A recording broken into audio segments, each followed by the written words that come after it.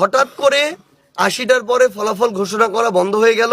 এরপরে ১৫৫টা সেন্টারের একসাথে ফলাফল ঘোষণা করা হইতেছে।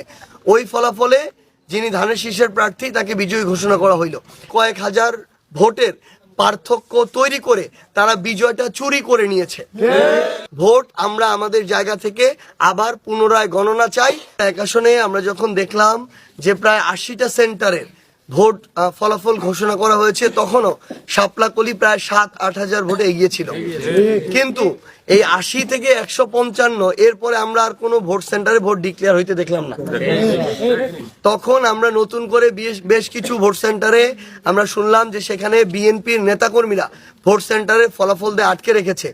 এইরকম ২০-৩০-৪০টা প্রায় সেন্টার আছে যেখানে ২-৩ ঘন্টা ধরে গণনা শেষ কিন্তু ফলাফল ঘোষণা দিতে দেয়া হয় নাই।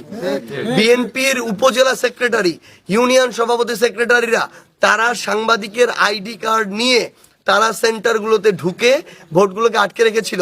আমাদের ডিসি সাহেব যিনি রিটার্নিং অফিসার ছিল তিনি এই বিএনপির নেতাদেরকে সাংবাদিকতার কার্ড দিয়েছেন।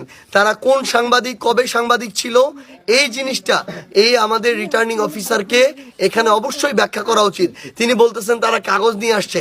স্বাস্থ্যকর হালিম রাঁধুনি হালিম, হালিম হোক রাঁধুনি হালিম। তারা একটা কাগজ নিয়ে আসলো, আসল না নকল যাচাই না করে আপনি দিয়ে দিলেন, তাহলে আপনি ওই পদে বসে আছেন কেন? আপনি যদি আপনার এজেন্সি দিয়ে এটুকু চেক না করাইতে পারেন, আপনার মাঠ পর্যায়ের যারা কর্মকর্তা কর্মচারী আছে তাদেরকে চেক না করাইতে পারেন যে একটা উপজেলা বিএনপির সেক্রেটারি, একটা পৌর বিএনপির সভাপতি সেক্রেটারি তারা আসলেই কোনো সাংবাদিক কিনা, নাকি ওই দিনটা ক্ষমতার অপব্যবহার করার জন্য তারা এটা ব্যবহার করতেছে, এই জিনিসটা তাদের জানা থাকা দরকার ছিল। যে জিনিসটা আমরা দেখলাম যে হঠাৎ করে ৮০টার পরে ফলাফল ঘোষণা করা বন্ধ হয়ে গেল। এরপরে ১৫৫টা সেন্টারের একসাথে ফলাফল ঘোষণা করা হইতেছে। ওই ফলাফলে যিনি ধানের শীষের প্রার্থী তাকে বিজয়ী ঘোষণা করা হইল।